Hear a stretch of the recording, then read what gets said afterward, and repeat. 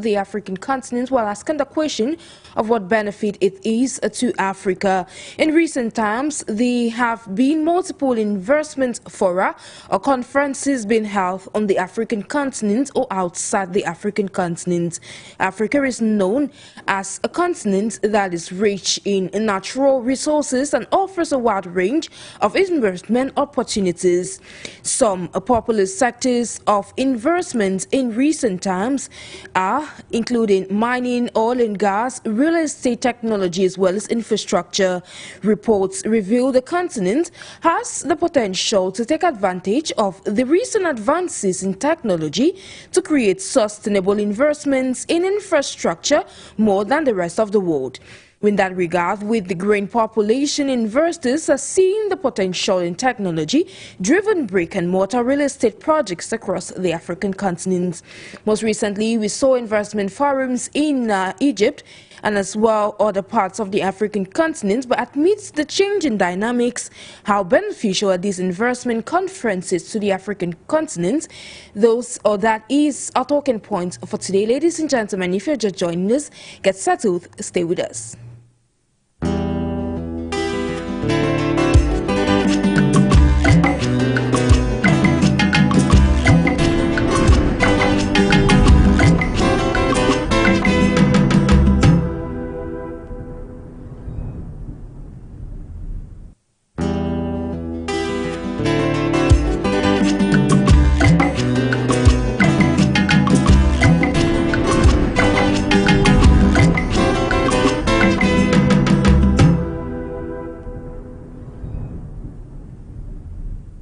It is a new day, ladies and gentlemen, and always a pleasure to be in your company.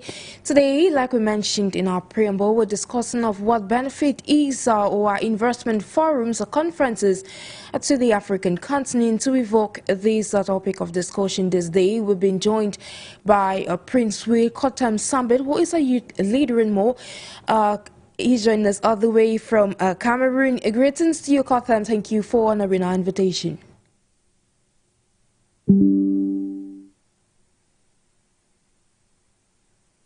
KOHTEM SAMBIT, are you with us? Good afternoon. Okay, ladies and gentlemen, like we mentioned, we shall be joined by PRINCEWILL KOHTEM SAMBIT in the wake of today's topic of discussion. Just to reiterate that in recent years we've seen countries like South Africa, Cameroon, we've seen equally Egypt recently that held an investment conference. We joined with the European Union in a bid to attract investment to the African continent. And of course, this topic comes in the wake of a change in dynamics across Africa, where analysts are of the opinion that, of course, the African continent will have the potential, especially being rich in natural resources, to attract the investments it needs for its own development.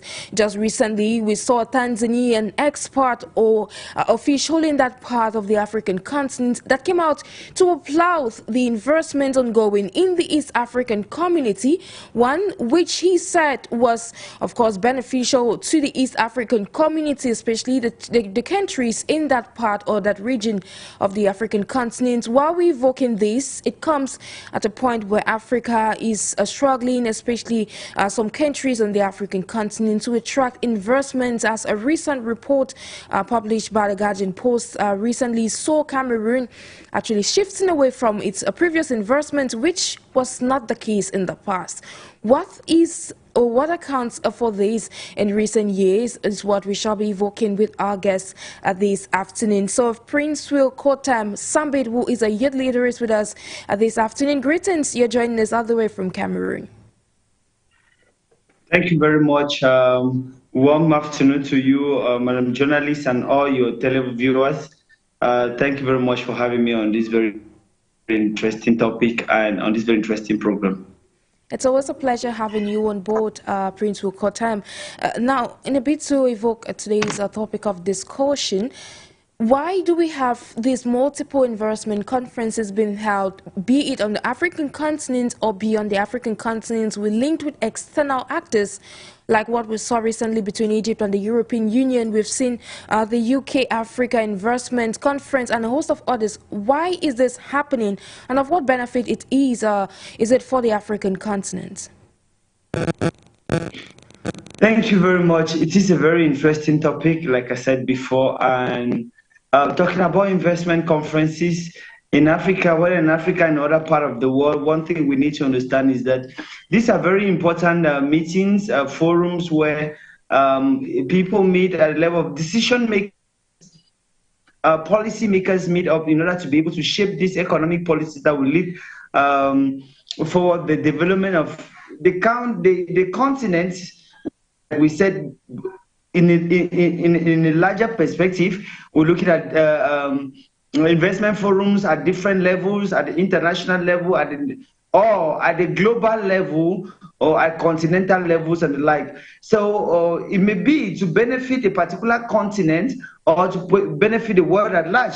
But at this point, we are looking at investment forums in Africa, and you made mention of the last, which was hosted by Egypt in collaboration with the European Union,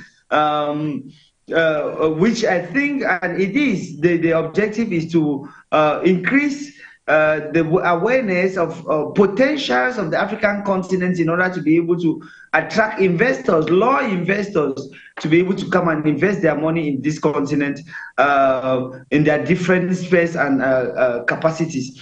Looking at that of Africa, the investment forum in Egypt, we want to first of all ask ourselves why do we need these forums? Why do we need these platforms?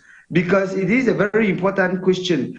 And so if we have to go further, then we will understand that they are very important forums, because these are, we'll talk about investment forums. We are looking at those instances of that meeting of head of states or parties, different of different walks of life, to be able to showcase the potentials that they have and the ones which the potential investors can bring in place. But like I asked before, what are the reasons, what are the raison d'etre for these investment forums? In a short while, I just give some reasons why people need to come in. But the question is, the bigger question is, what therefore are the outcome after the investment forums? What is the way forward? That is a question we need to ask ourselves, because we've been having so many of these investment forums. I remember Cameroon hosted that before Egypt, I think 5 years ago, and other countries have been hosting it. What therefore is the output? Do we actually have the environment, the economic environment, the political environment, the social environment necessary enough to be able to lure these investors to come into place? Or do we just want to be organizing these forums year in, year out? And to answer that question, I will tell you that when you're organizing these investment forums, are things that you must be able to have in place in order to be able to convince, or in order to make the investment forums very relevant. For example, in order to lure investors in your country, you need to have, or in a continent, you need to have an environment which is conducive enough. In other words, we have a peaceful environment where you have lesser wars, where you will have lesser internal conflicts. You also need to have environments that are infrastructurally attractive. Because when you're inviting people to come invest, when they invest their capital, it is due to the infrastructural development that they'll be able to know if they'll make profits or not. Because, for example, you will not invite somebody to come and invest in Cameroon, like I said, to take an example, and the person will want to open maybe a cassava production plant or factory, let's say in the northwest, and you know the nature of the roads, the nature of the crisis. So you realize that these key elements play a very big role when it comes to talking about attracting investors and luring investors. Not to talk only about organizing investment forums. It doesn't end at that level. But what is the per capita income of your population? It doesn't end at that level alone. But we also need to look at the regulations in force. What is the quality of your judicial system? What is the quality of your taxation system? Now, because at this level, you want to look at people who want to look at a judicial system that is firm enough, a judicial system where if they have a problem at the level of investment, they'll be able to, they'll have that opportunity to be able to have a fair and equitable judicial system and be able to listen to their quarrels and to make sure that they either have a good mediation or arbitration system that can be able to follow them. You also need environments like with low tax rates, because like I said before, investment is all about putting in money to be able to get profit. Investment is not a non-for-profit organization. I mean, when people want to come and invest from this type of forums, they are coming to invest in order to make profit and not to make. It's not a charitable organization, so that investors will be coming to take. So they need to also know the level at which your taxation system is. And if you have countries where they barely survive on taxation, how do you therefore expect to lure in investors to be able to invest after you organize these conferences? So these issues that I have actually named, you have the political system where we're talking about security, peace and security. You have your judicial system. You have the monetary policies. You have the taxation policies. You have the infrastructural developments. These are key aspects that needs to be in place. You need to ensure that stability in order to be able to lure in investors as an outcome or as a proper follow-up of investment forums or conferences, without which we'll just continue organizing these conferences day in, day out. Absolutely. It's all about coming to the conferences or the different fora and above, looking at the problems which are already existing, and of course proposing solutions. Now, PRINCEWILL, you mentioned a couple of instances, challenges which the continent could be facing, but then in the wake of those challenges, do you believe that the African continent on itself cannot come up with the necessary investment which it needs for its own development? That is a powerful one. That is a powerful one. You know, recently I watched one of the African sons, Alain Foka, organized an African diaspora meeting to be able to look into ways of investing into Africa. That is a good sign to tell you that Africans themselves are capable. They have all the necessary resources that needs to be put in place in order to host an African investment forum or an African investment come together, if you want to put it that way. Because we, the African people, we believe in Ubuntu, we believe in togetherness, that oneness. But what the intriguing question is, what is actually retarding us? What is holding us back in order for us to be able to host it ourselves? It's a very big question, and so many schools of thought have been asking themselves.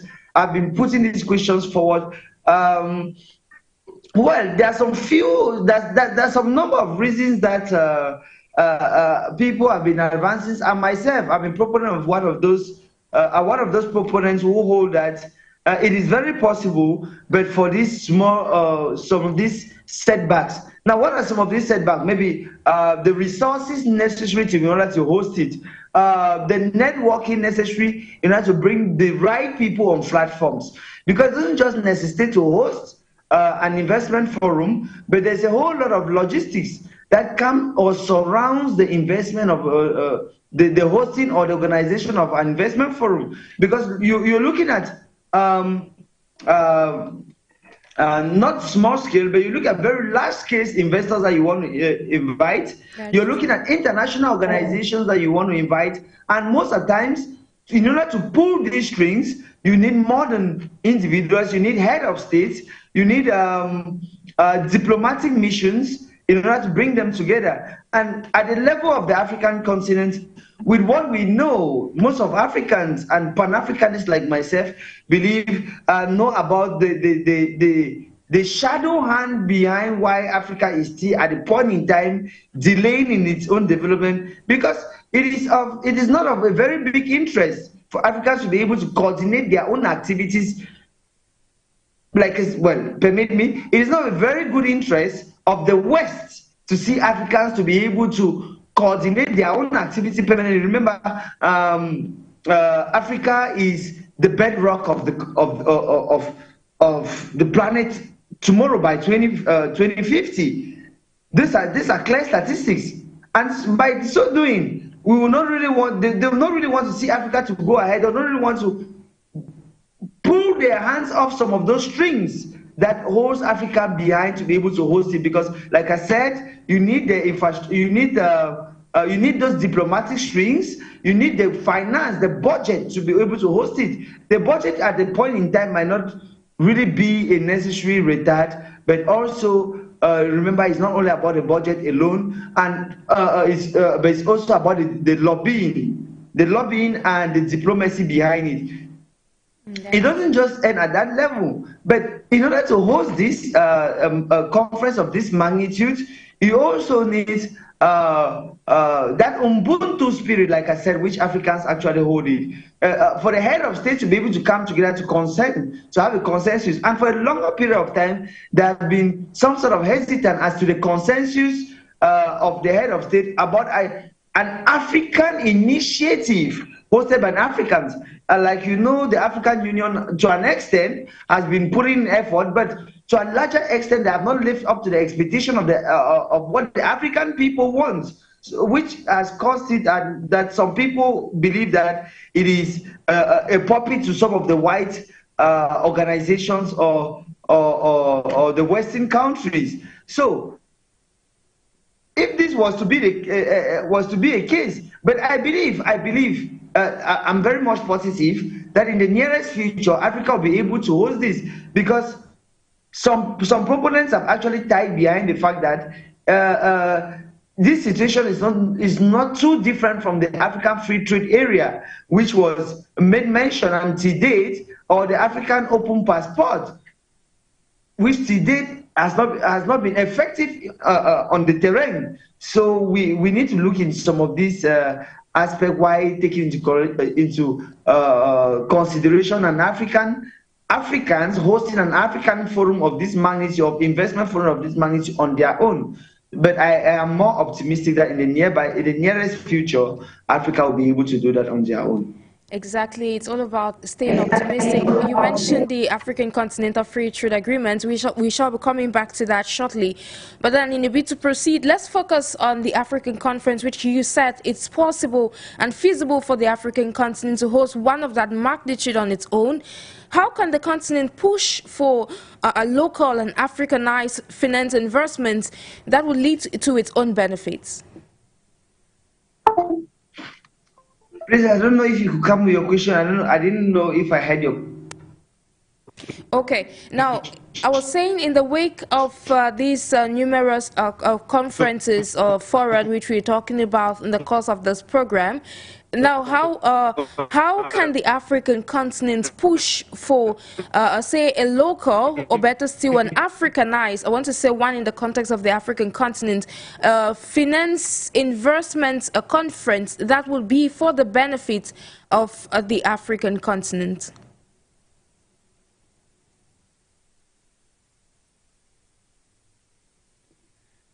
PRINCEWILL, KOHTEM, are you with us? Okay, we're hoping for you to get back to us with regards to what we discussed in this day, which centers on how beneficial is investment or investment conferences to the African continent. We should reiterate, you said in your last answer that it is imperative for the African continent to take into consideration several key actors or several key factors for it to be able to organize in the nearest future its own investment forum that will bring bring together leaders and investors from the rest of the world on the African continent.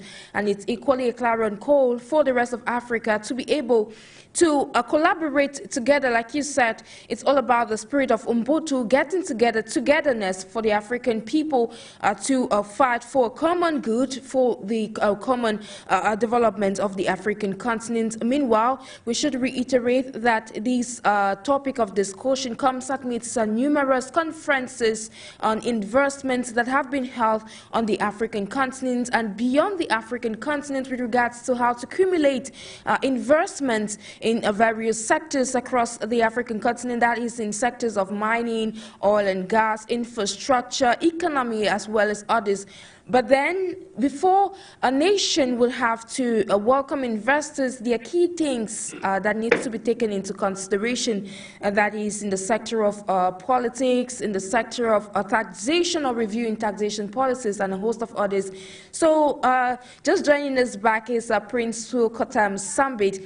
Like I was mentioning earlier on, I was saying in light of this dream of Africa hosting its own investment forum in a few years from now, or say in a shortest period from now, how can the African continent push for local as well as an Africanized, I want to say Africanized in the context of the African continent, a finance investments forum that would be for the benefits of the African people? Yes, thank you. Sorry about the internet. I think it's an internet problem shooting, so it's normal with the digital age. Looking at how the African continent can be able on their own, it is. I think I did throw some light on this before, but now to stable on it, Africans need consensus. When we talk about Africans, we meet African heads of states, African diplomats, African young people, African entrepreneurs. All the walks of life in Africa need a consensus as to an African society, because we need to begin from there.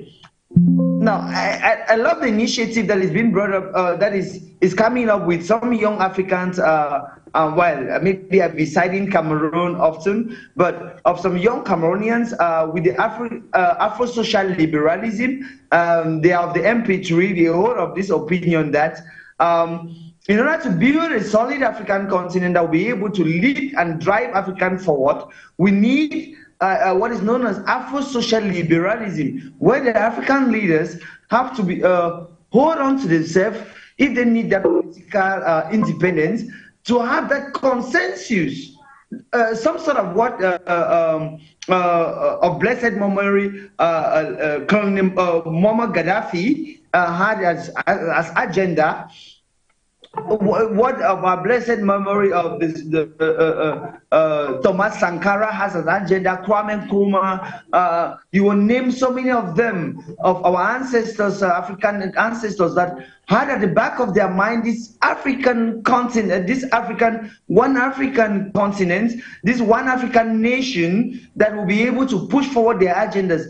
And so if we have to organize forums of this magnitude on our own, it begins with the mindset. First, we need to have that mindset, that Ubuntu mindset of the African continent that needs to drive forward. The next thing is the resources. Well, like I've always been of that opinion that the resources are always there. But what is of essence is the willpower to be able to push it forward. And also, it's true that we can't do this all on our own. We always need these other third parties, these other partners that will need to come on board. But we need to push and drive this with some sort of a win-win situation. That is why I love what some more Africans now they hold. They seek for more of a bipolar world than a unipolar world, or a multipolar world than a unipolar world which used to be. And that is where the world is moving into. That is where we can have different camps today. You're talking about the BRICS, and the BRICS fastly expatiating. And so we need some sort of win-win situation in order to be able to have that strong arm to be able to bargain our position, to be able to go on the bargaining table in hosting this with in partnership with different countries. Not just about getting a partnership where it will be a favor of one another country, because we can't do it on our own. On the question of how can we do this? I talked about the mindset. I talked about the Ubuntu spirit. I talked about the partnership with different, but the conditions in order to have this partnership with different international organizations or different blocks. I think these conditions and some others which will not be less valuable put together, we may be able to see how to come out with this.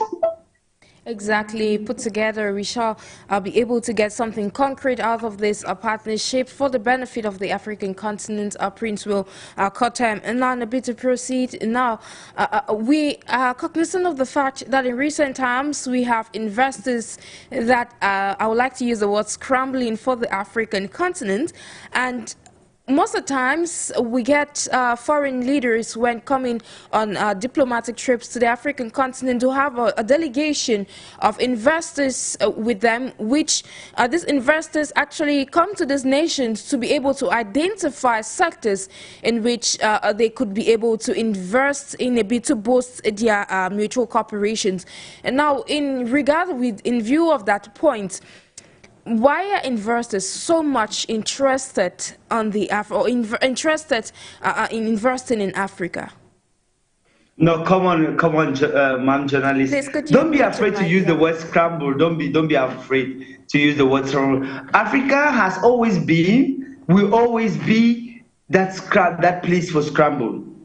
Africa owns one of the world's largest deposits of then all the natural resources, if you want me to start naming them, from copper to gold to aluminium. What else do you want? There are a lot of them. Not to only talk about marine natural resources. Africa owns one of the world's largest deposits. What else do you want? It is a place to scramble for. I mean, with the United Nations statistics, Africa is, I think, about 5 countries in Africa will be one of the more leading economies by 2050. We're talking about Africa. We're talking about the land of Thomas Sankara, the land of Nelson Mandela. It is that place where everybody wants to scramble for. So it is enough reason with the natural resources that Africa has, with the growing population that Africa has, because of course we all know that Africa has one of the most growing population, which by 2050 we have the young people in Africa will be dominating the world's population. The population alone will serve as market for goods that we produce here and there. Of course, if China is one of the world leading economies today, it's because of their population, what their population can consume and what they can also produce and manufacture and sell out there. Africa will have that population. Nigeria today stands at 400 million inhabitants. Only Nigeria alone by 2050, Cameroon, South Africa, and all these African countries with a growing population will be able to serve as a huge market for industrialized countries in the nearest future. We talked about our natural resources, whether maritime or terrestrial, and so on that we have. Africa is that rich place. So who will not want to invest in this continent? Who will not want to make the mad rush? Let me use the words of the 19th century, the mad rush for this continent again. But the question is not about the attractive nature of the continent. It's about how the African people will be able to negotiate with the investors that will be coming in. Will they have an open hand? Will they have an open hand to be able to negotiate, have a fair negotiation, sit on the table in order to ensure that they are not partitioned like a slice of bread that was being done in the 18th century by the Europeans?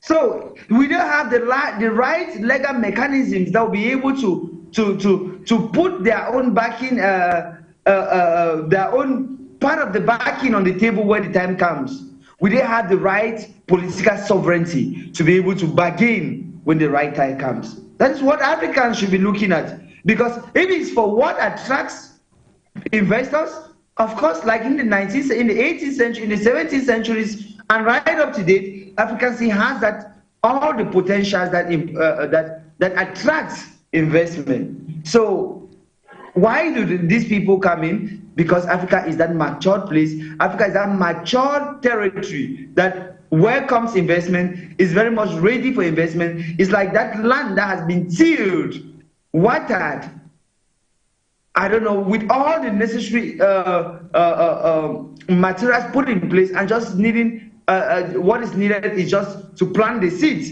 and the seed will rightly grow up. So that is where at the point which Africa starts at.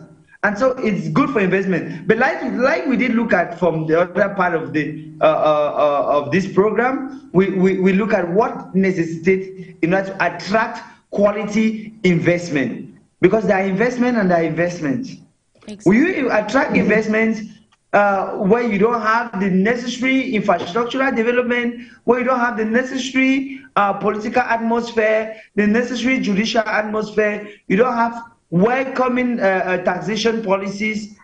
So all this has to be put in place for Africa to be able to stand at that negotiating table with an upper hand. Exactly. Now, speaking of the attractiveness of the African continent in the wake of it being able to attract investments to the continent, let's focus on, you mentioned that the continent is still that place where it could attract investors, but then it will be, or for the continent to be able to get to a point of win-win partnerships, I think some policies or say some charters will have to be reviewed. But before we come to that, you mentioned that the African continent does have a lot of resources, which is no secret. But then, could Africa capitalize on these resources alone to be able to attract investments to Africa? Yeah, you remember when we talked about the resources, I didn't limit myself only at the level of natural resources, but I talked about the human capital as well. Exactly. And at the point in time, when you talk about the human capital, you are also looking at what the human capital is capable of producing. So Africa is not just going into the negotiation table, or it's not going to an investment contract because it has all the natural resources that it can be able to put in place and invite investors to come and dig in the gold and go out with it. No. Africa needs to also capitalize on its human capital. When we talk about capitalizing on its human capital, it means training the young people with the right skills and to be able to drive the continent to that position. Remember, if China is where today it is not because China had the natural resources alone. It is not because China had the population alone that was supposed to consume. No, it's because China also has that population that is capable of reasoning, is capable of carrying out research, not only having the name of doctors and professors without producing anything, but because China is capable of having that human capital, or China has that human capital that is capable of reasoning, carrying out extensive research. China is the Chinese government has that willpower to invest in its own people, unlike which is what we are actually seeing in some, but not all African countries today. The Europeans, where people who believe in investing in technology, investing in its research, are all African countries doing this. So when I was looking at the African natural resources, I was not just looking at the natural resources as per the material or tangible natural resources, but we're also looking at the human capital, which needs to be developed, which needs to also have this multilateral agreements of transfer of technology. Remember, the world is moving to the age of AI, to the artificial intelligence. In that era where human capital, if it is not a quality one, will not have any use their use will be of little or no value with the advent of artificial intelligence.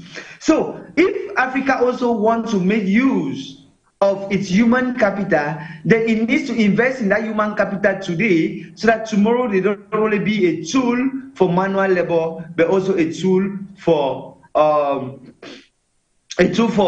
tangible investment, or a tool to attract tangible investment. Because remember, when we're talking about investment, you don't have, for example, an automobile company that will want to invest in, let's say, in Nigeria, in Rwanda, in Cameroon, in Congo, in Gabon, and the population of Gabon is incapable to even manipulate a laptop, and the population is capable of doing a simple how do you put it, a simple web analysis. Web analysis is too much. What do we say, type on an individual is even unable to type. So some of these minimal skills are necessary, and this comes with investment in the population. Exactly, it comes with investment in the population principle. Now, in a bit to proceed, let's recall like what I mentioned earlier on Tanzanian official was speaking about the East African community, that it was favorable for investment. I recall earlier this year, we saw Washington reports that stated that countries in the East African community or East African sub-region were thriving in terms of investment, in terms of economic growth in recent times, first being Rwanda, second being Uganda, and a host of others. Now, in the wake of these, with regions, sub-regions being able to attract investments at their various levels, could we say investments on the African continent could be explored at the level of regions? Borrowing an example from what's happening within the East African community. Yes, of course, of course. I like what some Africans are pushing today. I had the opportunity to listen to the Nigerian Minister for Youth Affairs, where she at a point in time in her analysis were able to distinguish Africa as a single continent or a single country, as it's been defined by some international actors. But to an extent, the regional blocks also play a very big role in development of Africa, in attracting investors in Africa and the like. Because we know Africa is it's one continent, but at the point in time, we have, in our unity, we have diversities. The same problems that are being faced in East Africa, I don't think are the same problems that are being faced in West Africa in verbatim. I don't think are the same problems that are being faced in South Africa or in the southern part of Africa or in the central part of Africa. We have common but different problems as well. And so if we need, and we have common but diverse deposits of natural resources as well as human resources. And so if we have to get into this point, then we need to be able to understand the intricacies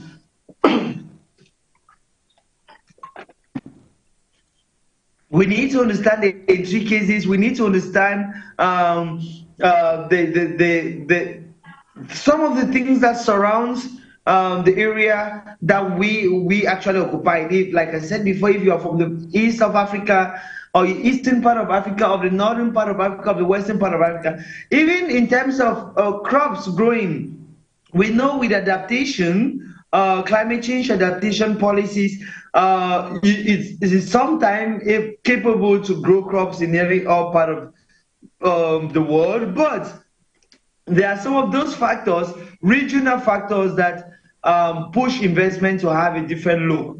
And so in this light, we will say that in order to attract investors, it's also good to go some sort of instead as a continent. As a continent, we can also split up to sub-regional groups, sub-regional blocks, in order to be not only, but also for easy negotiations, easy identifications of key factors, key indicators that may, and also I want to forget, for tangible investment, we have to know that, because it's not a you don't want to bring an investment company conference where you have people or organizations that will be investing $1 million, $2 million. No, if we talk about tangible investment for huge projects that will benefit, will have impact, and not where people will come and sit and eat cola nuts and go back. No, we want those type of conference. So if we want those type of investment conference where you bring people with billions who are willing to invest billions of US dollars, billions of pounds, then you need to be more coordinated. And sometimes this issue of grouping selves into blocks also have an advantage in it. I'll take you a little bit back. Let's get back to the Egypt EU conference that took place recently. We saw several reports of the opinion that companies or European companies were investing in the sectors of energy, because they're looking at it becoming one of the hubs for energy in the world. But then that's not a topic of discussion. Earlier on, you mentioned that African countries should be able to work together to be able to attract investment, and that gets us back to the African Continental Free Trade Agreement, which we had discussed earlier on at the beginning of this program. Now, could the acceleration of these agreements, which its implementation is yet to get into full flesh on the African continent, could its acceleration push for more investment or the attraction of more investment on the African continent? Of course, of course, of course. I think that is the bottom line why the idea has been developed over the period of time of the African Free Trade Area and its role. Look, when we're talking about the African Free Trade Area, it might sound so easy and simple, but it's a whole lot of mechanisms and policies put in place and put together. Because talking about the African Free Trade Area, you're looking at the advantages wherefore living from Nigeria to trade in, or living from Calabar to trade in Cotonou, you no longer need to pay a visa fee. Living from Cameroon to trade in Calabar or to trade in Enugu, I will not need to pay entry visa free and all the like. With the African Free Trade Area, you will not need to pay border taxes and the like. Even if they are there, they will not be as stringent as they are today. Even if they are there, it will be more. I mean, it will be more pronounced. Wherefore, some of the administrative bottlenecks that investors go through today in order to get into other markets will not be as stringent as they are today. The huge corruption that plagues around this investment of beyond boundaries will also have to go away. So you realize that you clear a whole lot of incongruities that needs to fool the place without any need. It will clear them away and it will push in for more investment. Wherefore, because the environment will be more conducive. And I don't know, we're turning around the same place, but take an example of the European Union. You can live from France to Germany, not necessarily as a European citizen, without paying these cross-border taxes. Goods do circulate freely. But when we talk about freedom as a jurist, I may not want to leave it that open, with some sort of European Union laws that guide them. It's the same thing in Africa. We'll have that African Free Trade Area principles or laws that will govern them. It doesn't mean that it's just going to be just so free as the name say free. But with laws governing them, it will be more regulated, and some of the bottlenecks that without regulation need to come in will go off the road. And so it will be more profitable for the African people. It will be able to attract more investors, because an investor will not be guaranteed that my goods may be able to have more markets maybe I had a contract just to or the investment area of, let's say, I may now go to ECOWAS, I will now go to East African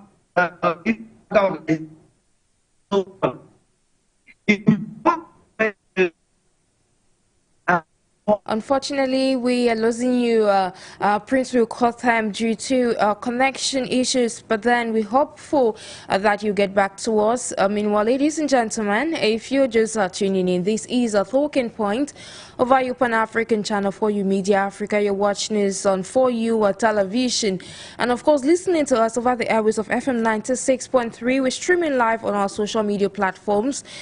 Meanwhile, we're discussing this day how beneficial is investment or investment conferences to the African continent, and we're discussing these with our expert with us this day, Princewill KOHTEM, who is a youth leader and a Pan-Africanist, on how beneficial, as well as looking into what needs to be taken into consideration for Africa to be able to attract investments.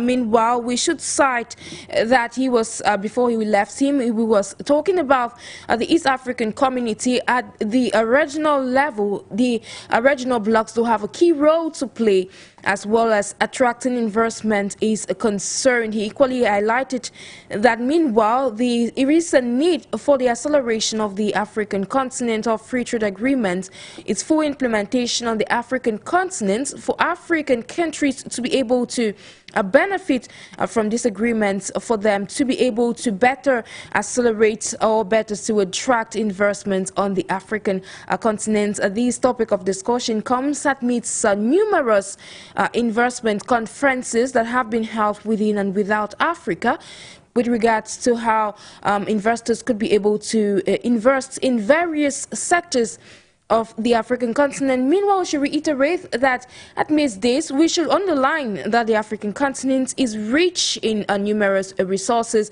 amidst natural resources and, of course, human capital, which our guest was citing earlier on.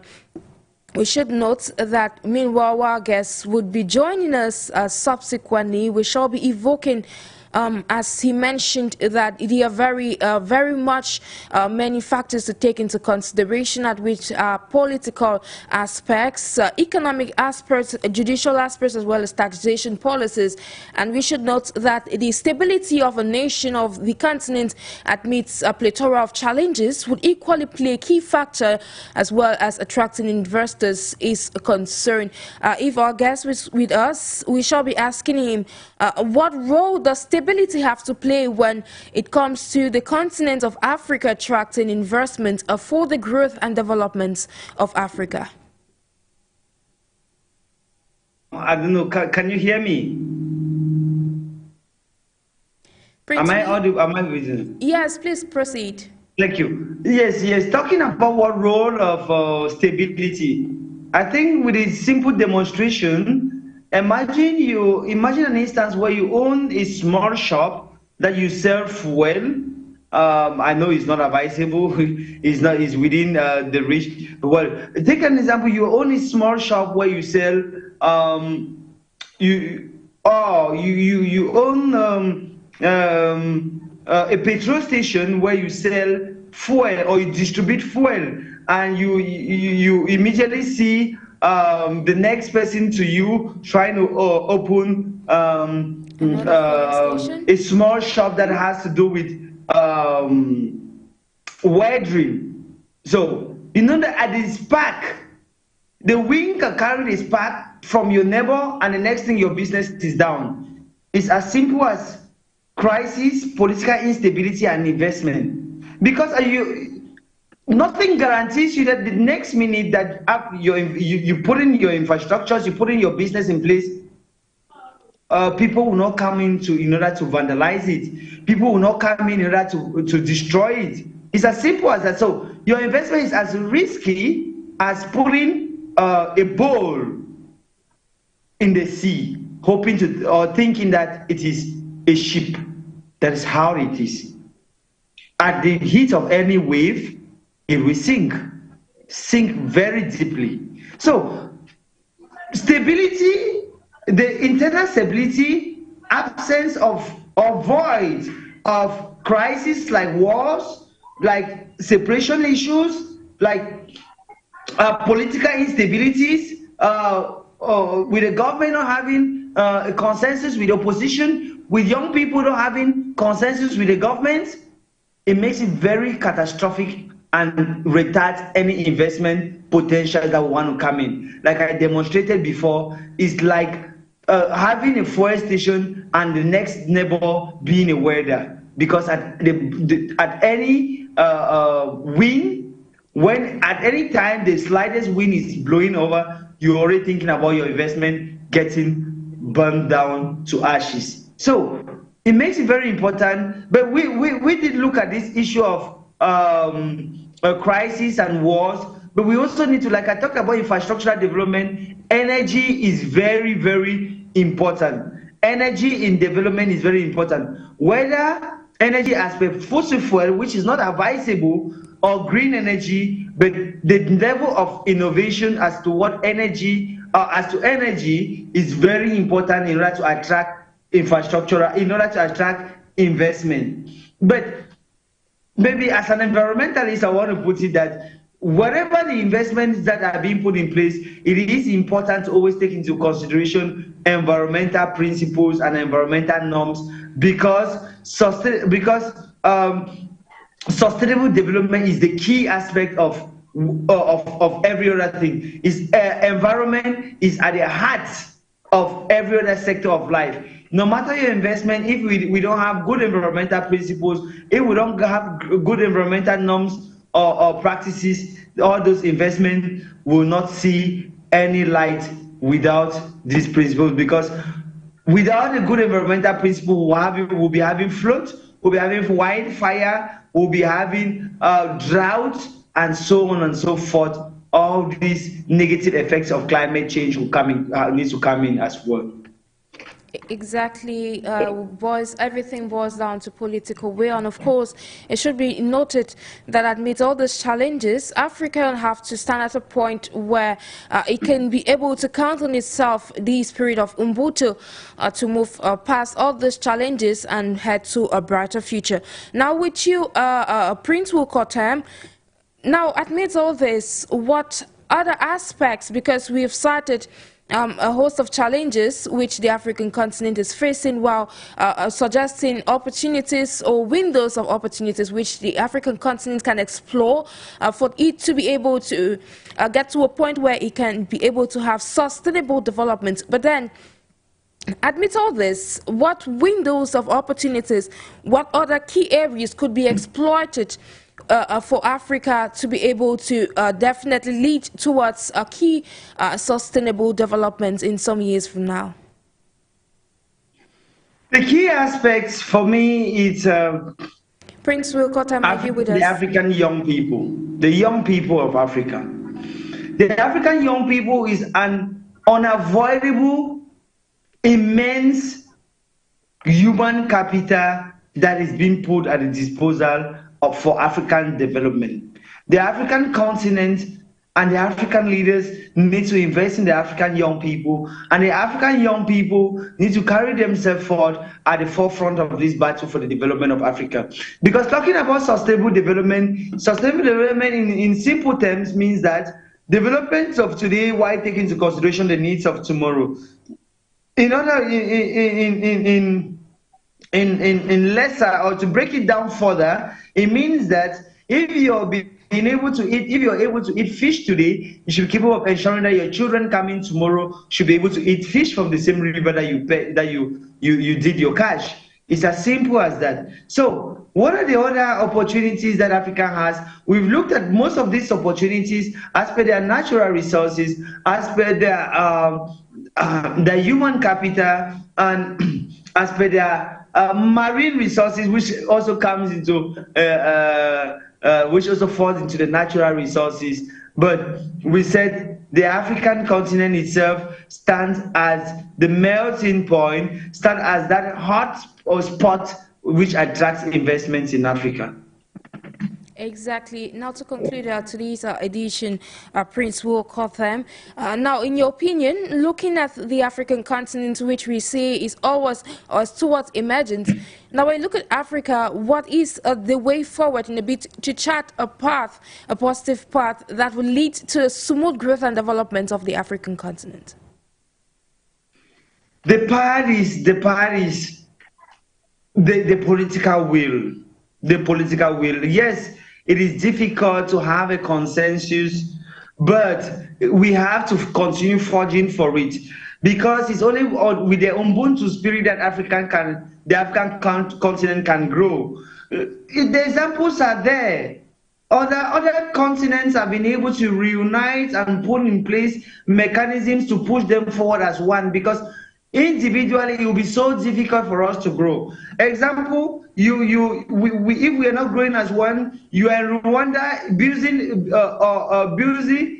investing while rebels may come out from Congo, or you are in Congo busy investing while rebels may come out from Rwanda. And so you might be in Cameroon busy investing, rebels may come in from Nigeria. So, but if we put our efforts together, we'll see that we'll be fighting terrorism together, we'll be keeping security together, we'll be fighting maritime piracy together, we'll be fighting climate change together, we'll be investing together, and with this doing it together, we'll be having a stronger bargaining power as the African continent. I think that is the most way forward in order to be able to achieve the development and keep into sustainable development of Africa. Thank you immensely, PRINCEWILL, KOHTEM, for your insightful contribution on today's edition of the program. Thank you very much for having me. It will be a pleasure to be on your panel. Thank you very much. It's always a pleasure having you. And of course, thank you for honoring our invitation. Ladies and gentlemen, thank you for being through with us after today's edition of the program Talking Points over For You Media Africa. We say thank you. Like we were discussing today's topic of discussion of what benefit is an investment conference to the African continent. We believe you learned a lot from today's exchange. Meanwhile, I've been NJIX and NABESEH for presentation. We had as guest PRINCEWILL, KOHTEM, a youth leader and a Pan-Africanist this day. We leave you in company of our numerous programs. Bye-bye.